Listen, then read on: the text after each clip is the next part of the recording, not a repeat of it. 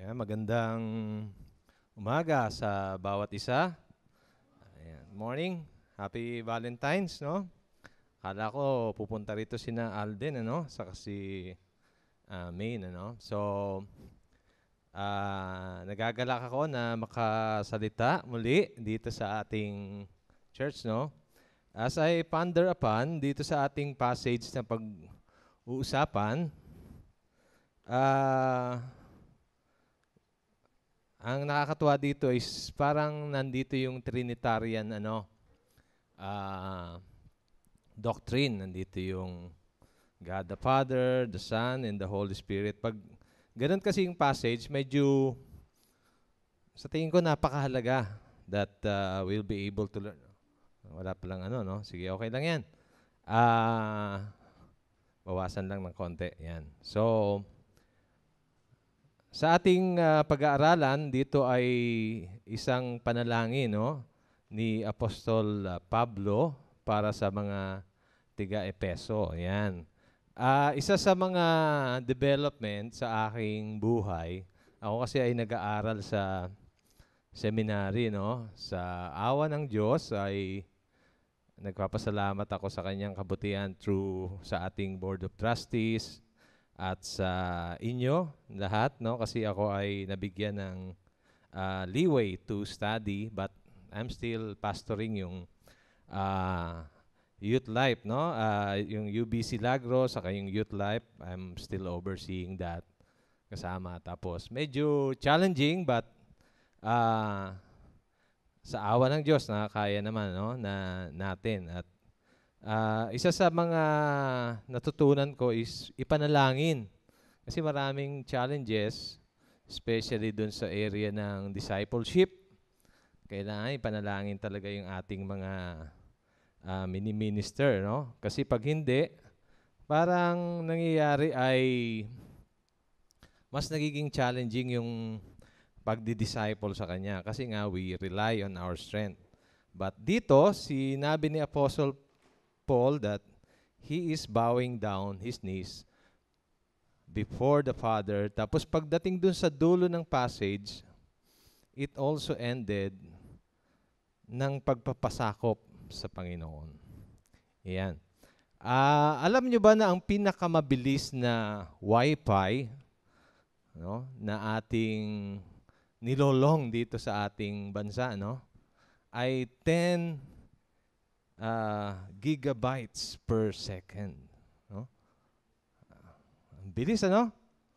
It can download a Blu-ray disc which contains about 1.5 gig in 2 seconds flat.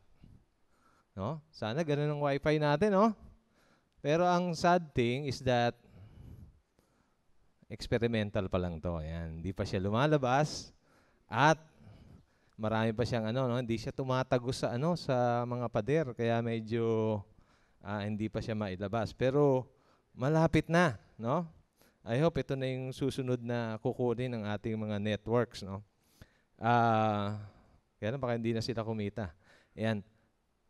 It's fast but still under experiment. But why do we need strong Wi-Fi? Because we need the smooth streaming, no? Dun sa ating mainipin na tayo, no? Hindi nyo naranasan yung mga 286, no, na mga computer, di ba? Pag binuksan mo, kakain ka muna, ganoon. Para pagdating mo, pwede na. Yan. Yan. So, ang computer na noon yata, nabili ko 8K. Bili pa ako ng ganong computer. Mini computer, 8 kilobytes ang laman. Yan.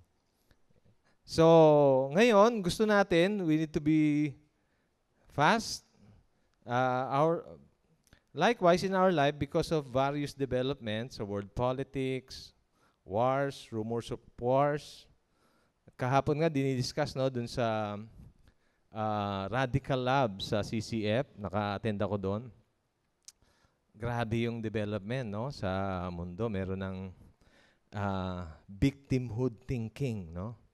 Yung mga nakakatakot pag yun ang mangyayari, no, mag-ano sa atin. And we need to be strong in the inner aspect of life and the core of our being in order for our self to be strong as well. We need the good God streaming. Alam mo, God streaming. So we need to be strengthened in the inner man. So, sabi, let us read. For this reason, I bow my knees before the Father, from whom every family in heaven and on earth derives its name, that he would grant you, according to the riches of his glory, to be strengthened with power in the inner man. In this passage, he enumerated yung calling niya, sabi ni Apostle Paul, and care for the Ephesians.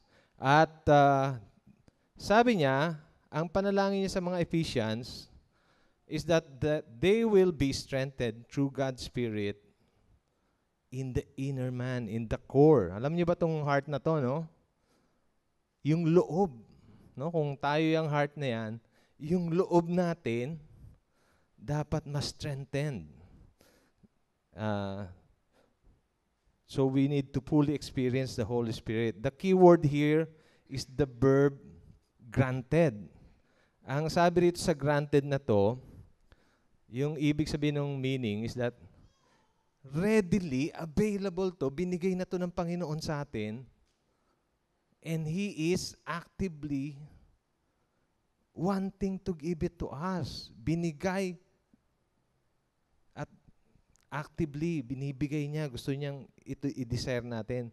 Pero ang ano dito, subjunctive, hindi ito mangyayari unless we ready ourselves. Unless we desire, not only we desire with our hearts, we understand ng ating kaisipan and we obey God sa kanyang mga kalooban. It was given already to us at some point in time nung tayo ay naging Kristiyano. We can only live a God-desired life for us as we pursue what He had already made available to us, a God-given inward strength. Minsan wala tayong kalakas-lakas sa ating buhay. Ako, I'm being challenged also sa pag-aaral. Pero ang pag-asa lang ay we need to be strengthened in the inner man. Unang-una, ang ating passage ay, kaya pala hindi ang ating passage ay meron tayong 3 points, no? Pakipindot nga. Ayan.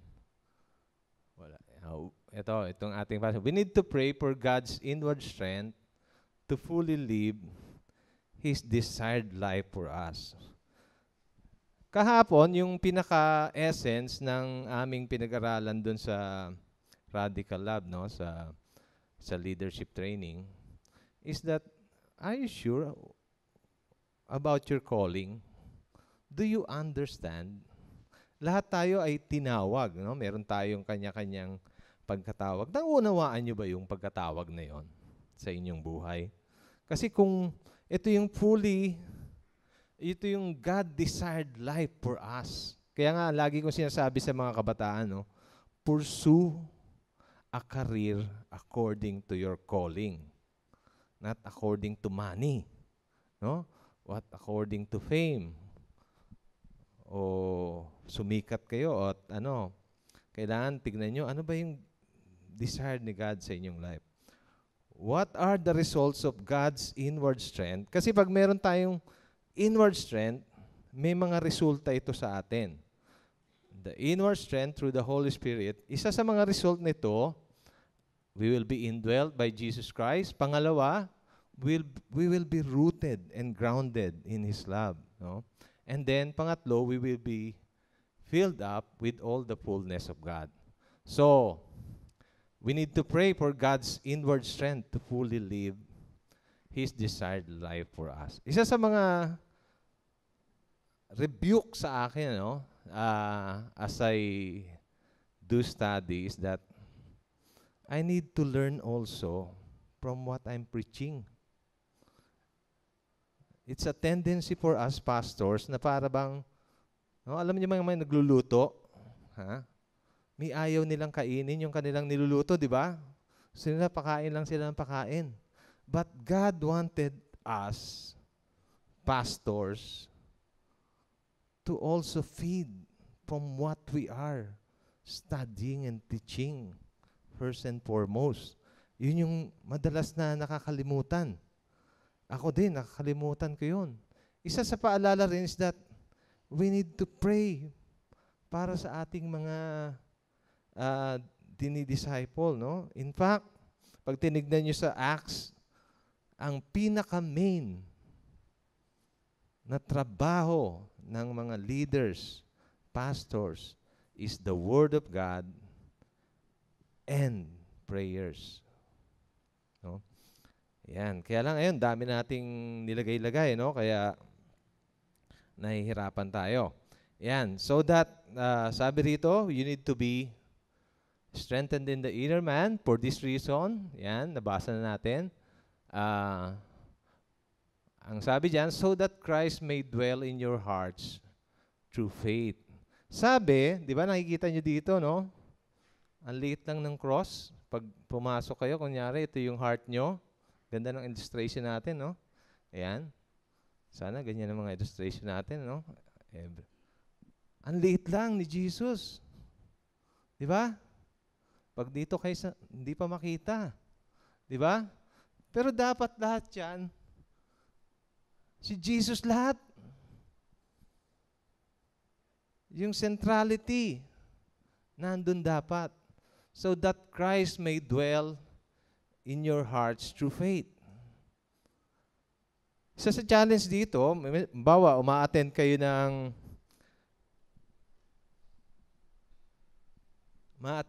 ating church. Baka hindi nyo pa natatanggap si Jesus. Hindi pa siya nagdwell sa inyong hearts. No? Siya sa atin yun. Tinanggap ko na ba si Jesus Christ sa aking buhay? Kailan kaya yun? Matatandaan nyo yun kung kailan nyo naunawaan na ako pala ay ligtas na. Na wala pala akong kaya ng idagdag at ibawas upang ako ay maligtas. Dahil ako ay kinawaan ng Diyos. Diba? Kaya nga ngayon, ako ay nabubuhay ng buhay na may pasasalamat kay Jesus Christ. Hindi yung wino-workout nyo yung inyong salvation, no? Wino-workout nyo para ma-save kayo. Kung hindi, kayo ay namumuhay para kay Kristo dahil sa punong-puno kayo ng pasasalamat. Ang ganda ng exposition kahapon dun sa, alam niyo ba kung bakit nagpupunas ng buhok yung prostitute kay Jesus Christ? Hindi dahil sa para mapatawad siya. Kundi nakita niya, pagpasok ni Jesus doon sa bahay ni Simon, walang nag-asikaso, walang naghugas ng paa niya. Kaya ginawa niya, yung alabaster jar niya sa kanyang luha, yun ang pinanghugas niya. Because they are treating His Lord with contempt. Kaya nga, hinugasan niya yung paa ng kanyang buhok. Kaya nga ang reward sa kanya, every time that this gospel will be preached, mababanggit ang babae na ito. Because he served God out of her love sa kanya. Oh? Because Christ is dwelling. We need to pray for God's inward strength to fully live a God-desired life. Para sa atin, ang resulta nun, we will be indwelt by Jesus Christ. Paano ba yung indwelt? He prayed for the Ephesians, no, to be strengthened in the inner man. Nung nagtatrabaho ko sa Mr. Donut, alam niyo ba yung uno? Tanda na kasi ako, no? Bago pa lang yung donut, no? Dito sa Pilipinas. Ang donut na kilala natin, di ba, yung parang may asukal lang, no? Donut na yun sa atin. Dumating yan, Mr. Donut, nagtrabaho ako dyan. Sarap nga ng buhay ng trabaho doon, ano? Kasi ubari mo lang yung uniforme mo, nilalaban nila. Suotin mo bukas. Ganun ka. Kasi Amerikano pa, no? Tapos, Di ba merong donut na parang nilalagyan ng filling sa loob? Hindi feeling Yan, mga kabataan feeling. Okay, yung feeling, no, yung laman, di ba? Pero nilalagyan 2 pindot lang 'yon sa machine. Tsh, tsh. Pero kinakasabwat ko yung baker. Punuin mo naman tong sa akin. Bibili ako ng donut, punuin niya 'yon. Mga 3 times over. So mapisil mo lang 'yun, lumalabas yung no? Paborito ko blueberry. Kainin ko 'yun, no? Kailan may tissue ka, di ba? It's oozing with feeling ng donut, ng blueberry. Dapat daw ganun tayo. Nag-uumapaw tayo kay Jesus Christ, no? Hindi naman yung arte, no? Natabi kay Jesus. Mga oversave, no? Hindi ganoon. Ibig sabihin yung mga reaction mo, character mo, magalit ka man, parang si Jesus ka pa rin. Di ba? Oo, nagalit ako, no? Kuha naman akong latigo. Parang si Jesus, eh. Wala akong paggagayahan paano siya nagalit, di ba? Oh. So, kailangan using ka with ng presensya ng Panginoon. Likewise, our hearts can be filled to the brim of the life of Christ if the Holy Spirit will strengthen us in the inner man. Kasi working ng Holy Spirit yan, He will reveal Jesus Christ sa inyong buhay at mag-work siya. No? How about you? Are you content in the current state of your heart walk? Yung lakad nyo kay Jesus, punong-puno na ba kayo ng indwelling ni Jesus Christ sa inyong buhay? We need to pray for an inwardly strengthened life so that you will have a heart indwelt by Jesus Christ. So we need to be God's inward strength by the Holy Spirit. Unang-una, that we will be strengthened in the inner man, and then we will be rooted, no, and grounded in His love. Anong ibig sabihin niyan? Sabi niya, that you, being rooted and grounded in love. At sabi sa verse 18, may be able to comprehend with all the saints what is the breadth. Ano yung breadth? And length, and height, and depth. Pag tinignan nyo, parang cross yung pagmamahal ni Jesus Christ. Breadth, length, height, depth. Ganun tayo minahal ng Panginoon. Pero sabi niya, if you will not be strengthened inwardly, you will not be able to comprehend. Ang sabi niya pa rito, hindi lang individually, with all the saints.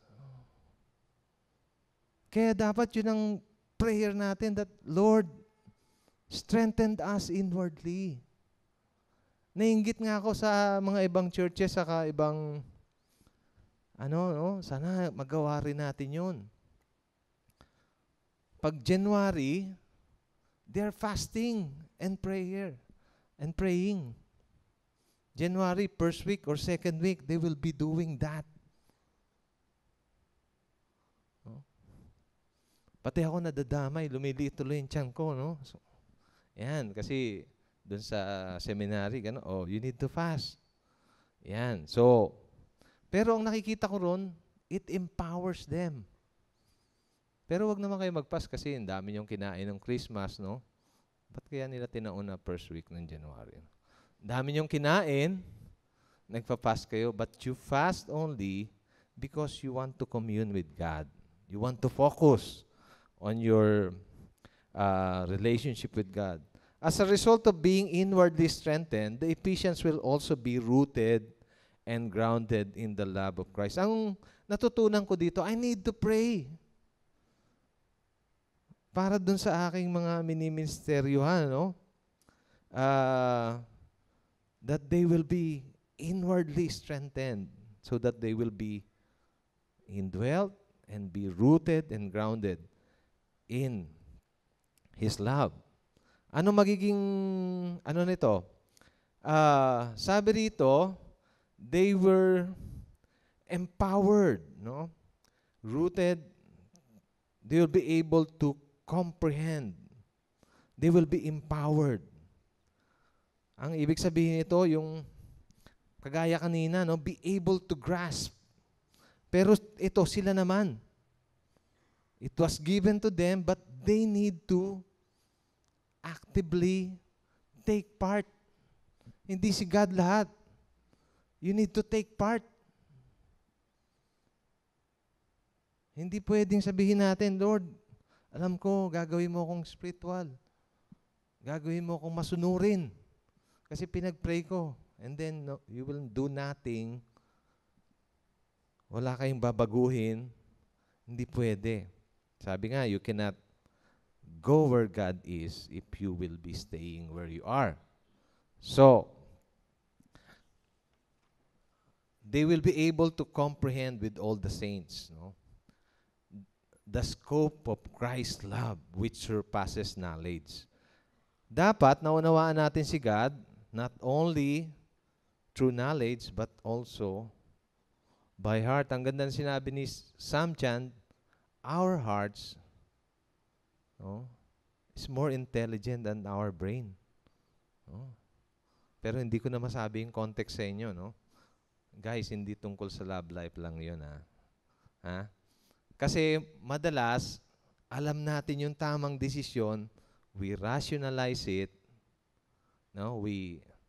Ang tawag, override natin, di ba? Tapos in the end, mali tayo. Because we rationalize. God is speaking to our hearts, no? Pagka ganun. Dapat nandun yung balance. Being strengthened, no? Inwardly by the Holy Spirit will result not only in being indwelt by the life of Christ, but it will also result in being rooted and grounded in His love. And this will give us the ability to comprehend with all the saints. Ano yun? Not just personal, but together, the love of Christ that is available to us, no? Yung breadth, length, height, depth ng kanyang pagmamahal. The love of Christ that cannot just be understood by knowledge, but also by the heart. And only through the Holy Spirit. You cannot really understand God's working without the working of the Holy Spirit sa inyong life. Having a strong Wi-Fi will not help us if we do not have the right operating system. No? Ang lakas nga ng Wi-Fi mo, pero naka-Windows 97 ka pa, no? Kasi may sa'yo, no? Meron kang emotional attachment sa Windows 97, no? Tapos 486 pa yung computer mo. Hindi pwede. We need to be open to the update that can be given by the Holy Spirit. Di ba, nag-update tayo? Nag-update tayo, no? Pero ina-update ba't natin ang ating sarili sa working ng Holy Spirit sa kanyang teaching? Unless you obey, you will not learn more. To obey is to learn. Yan lagi yung tatandaan kay Jesus Christ. Not to learn and you will obey. Learn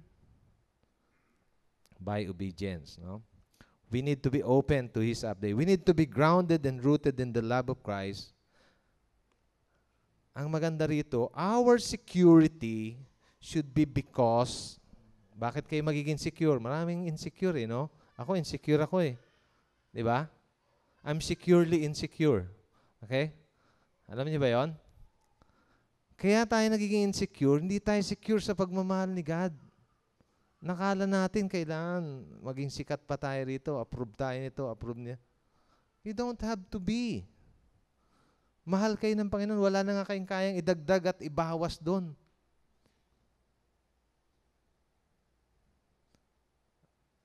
And our significance should be because we belong to Jesus Christ.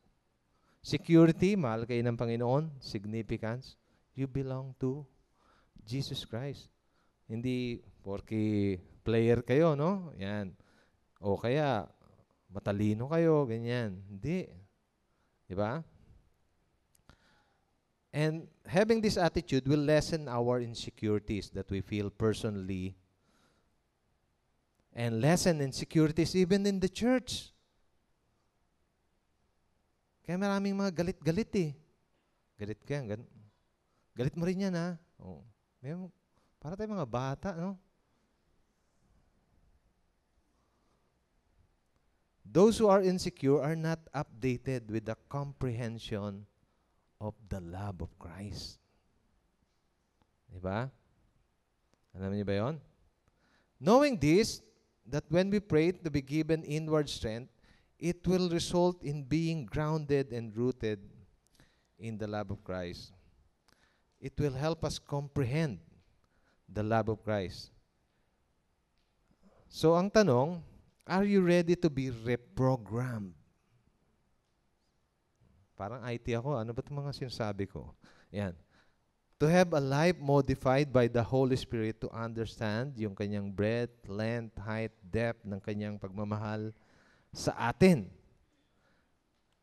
We need to ask God and submit more of ourselves to the Holy Spirit's working and grasp the opportunity to know Jesus Christ more. Bigay na yun sa iyo ng Panginoon, you need to grasp it. Diba? Naglalaro kayo ng mga video games, di ba? Pag may opportunity, you grasp it, di ba? Ano ba yung illustration? Kaya mga Mario lang kasi alam ko eh. No? So, hindi nyo maunawaan. Yan. Okay. Next. We need to pray for God's inward strength to fully live His desired life for us. And the result will be indwelt by Jesus Christ, rooted and grounded in the love of Jesus Christ. The Holy Spirit's working. He is helping us be saturated by Jesus Christ. And then, filled up with all the fullness of God, the Father. So, nandito na, Trinity. Di ba? Yan. Because it will result in those three things. Ang being inwardly strengthened.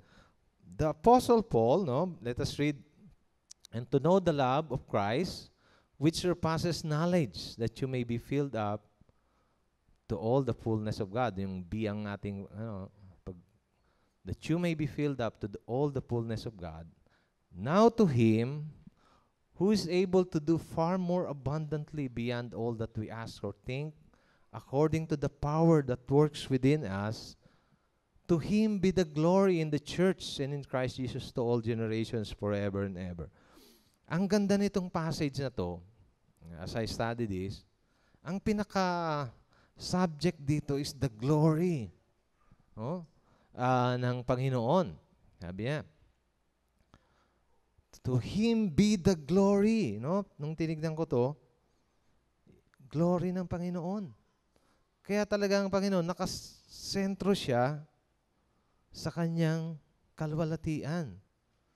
Hindi naman si God ay self-centered kasi hindi naman pwedeng hindi siya maging center sa kanya kasi siya yung sentro eh. Di ba? Naisip niyo ba yon? Lahat ng creatures, kinreate niya, hindi pwede maging sentro. Only God. So, ang tanong ngayon, ano ba itong ginagawa natin?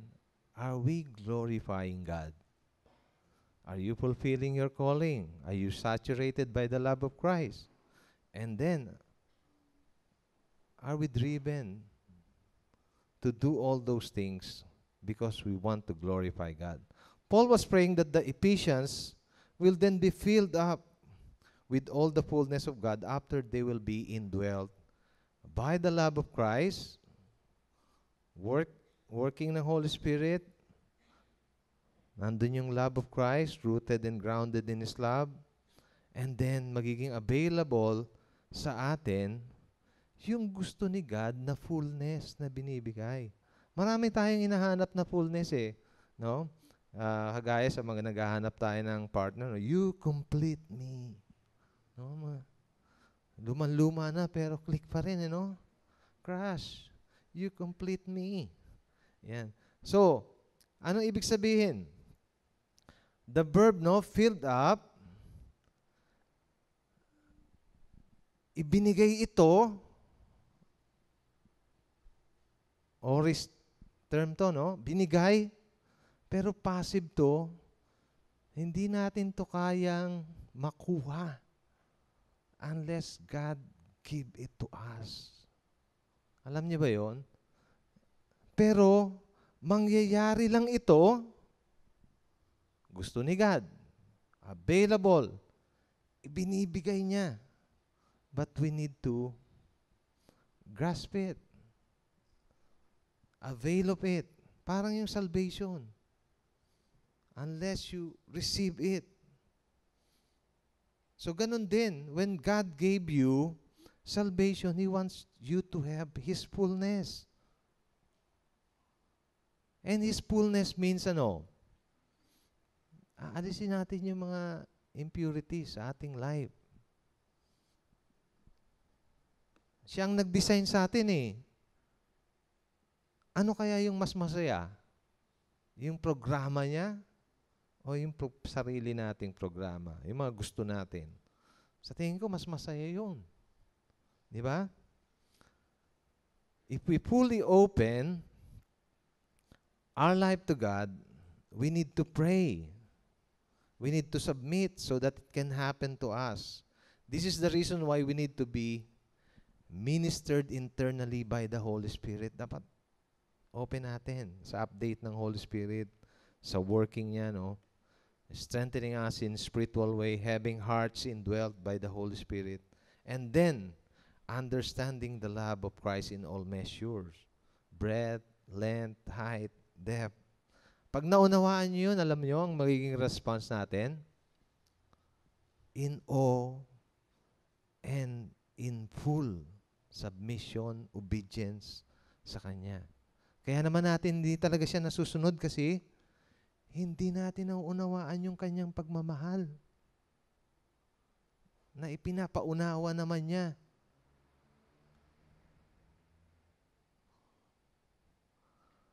Just like in our church, no, we have Wi-Fi, we have the connection, pero kung meron tayong large file na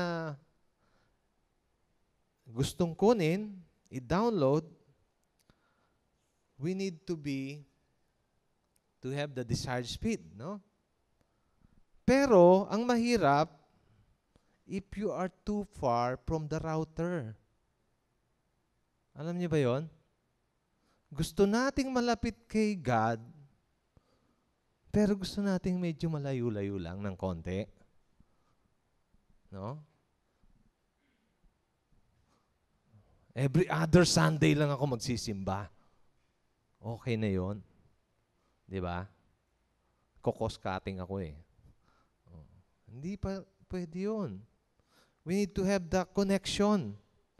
We need to be in the range of the router. And minsan, yung church, ito yung router. No? Pero God is the true router. Pero sa church, nandyan yung feeding. Nandyan yung nurturing. Our connectivity with God is not strong. If it's not strong, we need to fix it. Di ba pag nasisira yung wifi, nagagalitan natin yung service provider, inaaway natin. Ano ba kayo? 2 hours na kaming walang wifi. Addict, Yeah. Pero pag Bible, mamaya na yan. If we think it is a must to know and to fix the problem to get a strong signal, how much more there will be hindrance to our having a good Wi-Fi connection with God, no? What more in our relationship with God? we must know what hinders our having experience of His fullness in our lives. Sometimes, or most of the times, yung ating mga kasalanan. Diba? Yung ating pride. Vitamins yung pride eh. Pag nilunok mo, nakakabuti sa'yo eh. No? So, ano pa? How about you? Are you near the router of life? Nilalapit mo ba? Nasa small group ka na ba? Ha? Nasa small group ka ba? Magandang signal dun eh. Di ba? Kesa nag-iisa ka. Sama ka na sa small group. Di ba? O kaya mo naman mag-lead. Ayoko na ng small group ko eh. Bakit? Boring ako sa nagtuturo eh. Magaling pa ako. O di ikaw magturo. Di ba? Para makagawa ka ng mga magagaling din, di ba? O, paramihin mo ang sarili mo. Di ba? Ganun yan. Pero magaling ka lang sa tingin mo, malalaman mo yun pag nagturo ka. Yun. I think like our brothers and sisters, no, yung take ko, we need to join them. Karoon tayo ng isang week na prayer and fasting din during January. So that we need to defrag, no? Puro mga IT ang ko rito, no? Ayan. I think we need to be more prayerful and ask God for a revival sa ating lives, personally, and then corporately as a church, that we will be inwardly strengthened by the Holy Spirit. And why do we need that, no?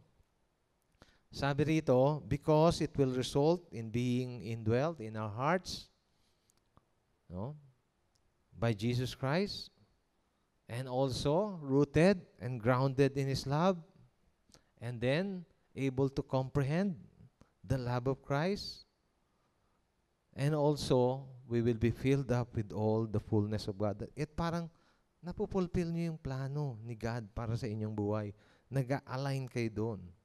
Now to Him who is able to do far more abundantly beyond all that we ask or think, according to the power that works within us, to Him be the glory in the church. The apostle was saying here, God who alone is able to do far more abundantly beyond all that we ask or imagine. Ito yung ask, this is, parang having indwelt by Jesus Christ, rooted and grounded in His love, filled up with all the fullness of God. When we ask God, we will be asking Him according to His will. Kaya ang voice nito parang middle, kasama si God. When you ask God for His will sa inyong buhay, sa mga gusto nyo, dapat incorporate nyo yung kanyang working. Hindi pwedeng, ito yung mga gusto ko, Lord. Di ba? Guys, pag-pray ko, Lord, nauna pa yung maganda at sexy, Maganda at sexy. Godly na rin, pwede na rin. Christian na rin, kahit 3 days. So, you need to align. We then can experience the indwelling of Christ in our hearts, Nasasagot yung ating panalangin. Bakit? Kasi naayon sa kanyang kalooban. We need to pray to God to give us the Holy Spirit strengthening in us, in the inner man, sa kaloob-looban, so that it will result in us being rooted and grounded in love. May isang tao, na sabi ni J. Wilbur Chapman, story to ng isang tao na nag-attend sa kanyang Bible study. Nung nag-attend yung tao to, nagkwento niya, sabi niya, nandun siya sa isang depot. Alam niyo yung train depot, dito nagko-converge yung mga train, di ba? Yung napanood niyo ba siya, Thomas, Yung train, doon. Pero sa US, nagko-converge yung mga train doon, parang yung mga pulubi nandun, kasi yung lahat ng basura ng train, doon tinatapon, nakakapulot silang pagkain doon. Merong isang beggar, he was separated from his family for 18 years. And because of that, he became a beggar. No? Wala pa kasi mga text-text. No? This happened during 1900. He was begging. No? Kasi gutom na siya. Wala siya nakuhang pagkain. He begged a man, nakita niya, hinabol niya yung isang tao at sabi niya, "Hey, mister, can you spare me a dime or 10 cents? Malaki na kasi noon yun, no? 10 cents. Ayaw pa siyang pansinin. Mister. Pag harap sa kanya nung mama, nakita niya, na-shock siya, ito yung kanyang tatay. Kasi nawala siya, maliit pa siya, pero natatandaan niya, ito yung kanyang tatay. Tapos sabi niya, Father, do you know me? So, ang ginawa ngayon ng father, niyakap siya. Sabi niya, "My son, at last I've found you. I've been looking for you for 18 years.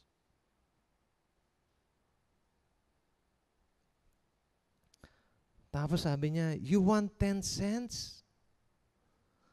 Everything I have is yours."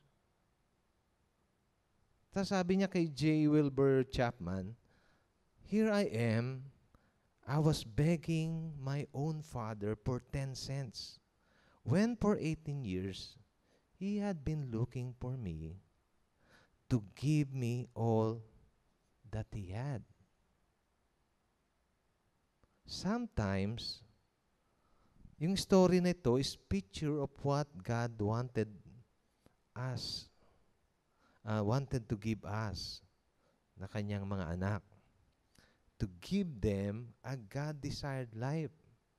Pero minsan, gusto natin maging para tayong beggar.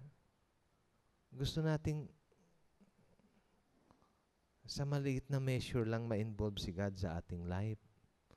When, no, dun sa mga ginamit nating verb is puro, it was already given. It was actively been given by God to us. He wanted His children to experience His fullness.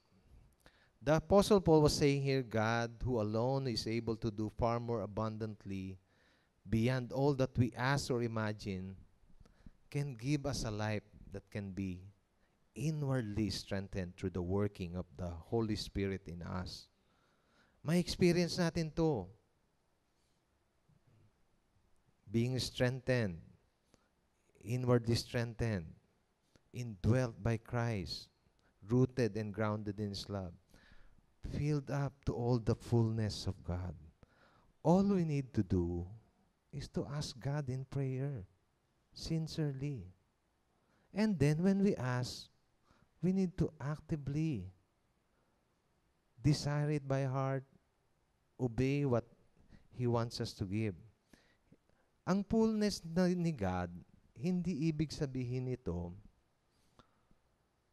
ay maayos na buhay. Diba? Sometimes, merong hardship o karamihan in order for us to experience the fullness of God. Be ready for it. Because ito yung pinakamabuti para sa atin. Let us God for this inner strengthening of the Holy Spirit in us. Tayo manalangin. Salamat, Panginoon, sa iyong kabutihan, sa iyong pagbibigay ng iyong anak sa amin, at ngayon sa pag-work ng iyong banal na Espiritu sa aming mga buhay. Ang dalangin namin, Panginoon, katagpuin mo kami, hindi lang sa time na ito, kundi sa pang-araw-araw. Lord, alam namin that you are at work, actively pursuing us. Ang dalangin namin, kayo po ay magbigay ng kalakasan at oportunidad sa amin na gagawin namin at gugustuhin namin itong mga ino-offer mo sa amin. We know that, Lord, kung sa mga pagkukulang pa namin, alam namin na imimit mo kami, ibibigay mo tong God-desired life sa amin, Panginoon. Lord, kung meron ditong di pa nakakakilala sa iyo, hindi pa talagang buo ang desisyon na tanggapin ka, mangusap ka sa kanyang buhay. Dalahin ko rin dun sa mga nag-struggle. Panginoon, tulungan mo sila. Tulungan mong that they will readily give up, Panginoon, yung mga bagay na nag-hinder sa kanilang buhay upang masakop mo, upang ikaw ang mag-glorify sa kanilang buhay. Alam namin that you are willing to work in and through us because you will be glorified. And when you are glorified, we will be most satisfied. Father, we ask that you will bless us. Hindi lang, Panginoon, ang knowledge na to, but put all these things in our hearts. And also, help us to do what is right in order to obey you. Maraming salamat po. Dalangin namin to sa pangalan ni Jesus. Amen.